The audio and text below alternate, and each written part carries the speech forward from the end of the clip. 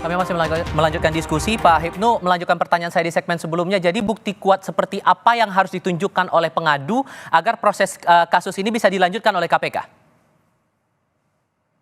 Iya, saya Mas. Iya, Pak Hipnu, silakan. Iya, bukti dokumen evidence itu Mas. Jadi dokumen evidence itu akan bicara dengan tingkat suatu logika yang jelas. Karena bukti dokumen yang terlihat, maka tadi saya katakan, saya pernah melihat beberapa dari media sosial, itu bukti kepemilikannya, itu kalau kita punya sertifikat kan bisa hibah, bisa warisan, bisa jual beli. Oh. Itu yang saya lihat adalah keputusan menteri dokumennya. Berarti adalah kebijakan menteri ketika itu asal pemilikannya. Nah, ini yang harus dikaji. Oleh karena itu, kita harus melihat kalau menteri berarti penyelenggara negara. Penyelenggara siapa? Ya pada waktu itu. Disitulah saya kira teman Mas Julius dan saya itu melambatkan negara. Karena itu penyelenggara negara. Apakah penyelenggara menteri itu berdiri sendiri kebijakannya ataukah melalui karena tindakan dari atas? Nah, dari atas siapa?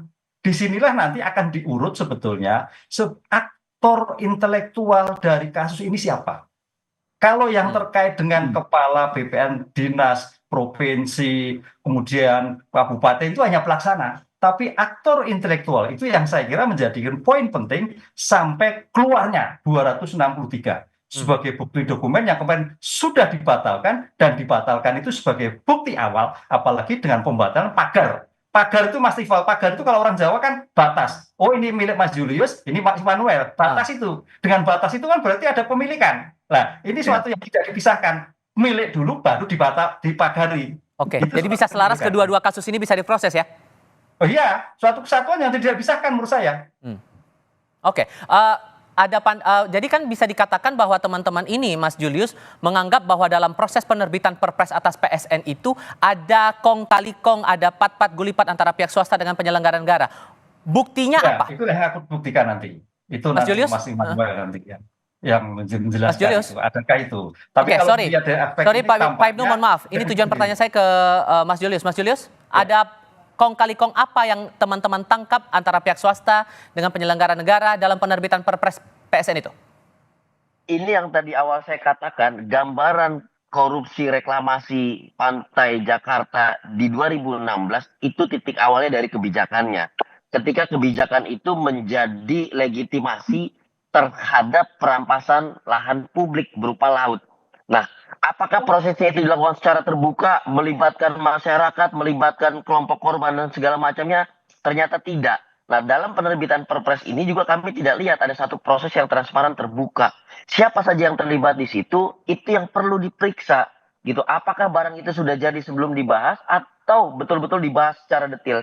Itu juga yang perlu diperiksa karena di dalam proses ini kami lihat bukan hanya top down menggunakan kebijakan, di bottom up juga ada. Jadi seolah-olah di bawah ini untuk pengurusan administrasi yang begitu cepat juga sudah menyambut apa yang sedang dilakukan di level atas. Jadi kita lihat orkestrasi yang begitu kuat. Makanya kita bilang tidak mungkin ini dilakukan secara terpisah.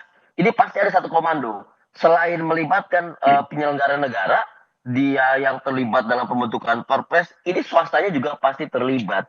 Nah, kami masukkan semua nama-nama itu di laporan hari ini. Karena tidak mungkin apabila hanya satu pihak saja. Pasti dua pihak ini telah setuju menerbitkan kebijakannya, menerbitkan perpresnya, sampai pemagaran di lapangannya. Dan sertifikatnya yang kami duga itu hitungannya hari. Gitu. Jadi bukan berbulan-bulan, hari hitungannya langsung jadi. Gitu. Oke, Bang Noel, Anda merasa bahwa proses penerbitan Kepres tentang PSN di PIK 2 ini ada kong kali kong, ada permainan di sini? Soal itu saya tidak terlalu mengerti ya, tapi yang pasti tadi apa yang disampaikan Julian Ibrani ini, saya punya keyakinan cukup besar ya, ini ada kong kali kong lah, pasti nggak mungkin tidak antara penyelenggara negara dengan swasta. Ya ini kan problem kita puluhan tahun menghadapi para mafia tanah ini. Jadi saya rasa apa yang dilakukan kawan-kawan PBAI, Abraham Samad harus kita dukung. Tapi saya tegaskan sekali lagi, kemarin juga kita ngebahas kawan-kawan dengan Pak Jokowi soal PIK 2 ini. Pak Presiden hanya ketawa aja, kok kenapa saya dikait-kaitkan. Tapi itu hak kawan-kawan untuk menyampaikan dan juga hak Pak Jokowi juga untuk mengklarifikasi. Inilah pentingnya dalam penegakan hukum, instrumen-instrumen yang basisnya adalah penegakan hukum. Karena kan kita yakin Julius ini kan bukan lembaga partai politik dan tidak ada momen politik. Jadi kita ngelihatnya ya real ini penegakan hukum gitu. Oke. Apalagi Abraham Samad, dia sosok yang punya integritas. Dia bukan kelompok partisan. Jadi kami punya keyakinan ya bahwa ini ya real pure penegakan hukum. Jangan sampai laut ini dikuasai oleh orang-orang yang tamak dan rakus. Gitu loh. Saya dalam hal ini sepakat sekali dengan apa yang dilakukan kawan-kawan PBI. Tapi sekali lagi saya tegaskan, saya punya keyakinan bahwa Pak Presiden, bukan Pak Presiden ya, Pak Jokowi, mantan Presiden tidak terlibat. Sebagai penutup, Prof. Hipnu singkat saja, kalau Anda melihat Anda mengusulkan bahwa 3 penegak hukum ini bisa terlibat dalam satu tim besar untuk mengusut kasus ini, siapa leading sektornya dan bagaimana cara mensinkronkan gerak antara 3 lembaga ini? Nah, inilah joint investigasi saya katakan tadi. Maka jangan sampai terjadi ekosektoral. Tujuannya sama untuk mengungkap. Jadi saya kira tidak bisa menentukan siapa, tapi sama-sama. Siapa yang mempunyai kemampuan data yang lebih unggul, data yang lebih akurat, itulah yang saya kira memimpin joint investigasi tersebut.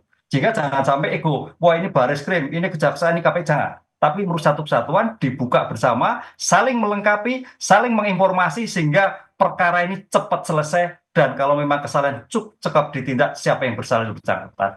Inilah yang kita inginkan konsep joint investigasi dalam pengungkapan kasus-kasus tanah yang berkaitan SHGB Bagar Laut. Oke, Mas Hipnu, kemudian ada Bang Noel dan juga Mas Julius. Terima kasih banyak sudah mau berdiskusi bersama kami hari ini. Selamat sore semuanya. Terima kasih. Sore, Julius, Mas Bang Noel.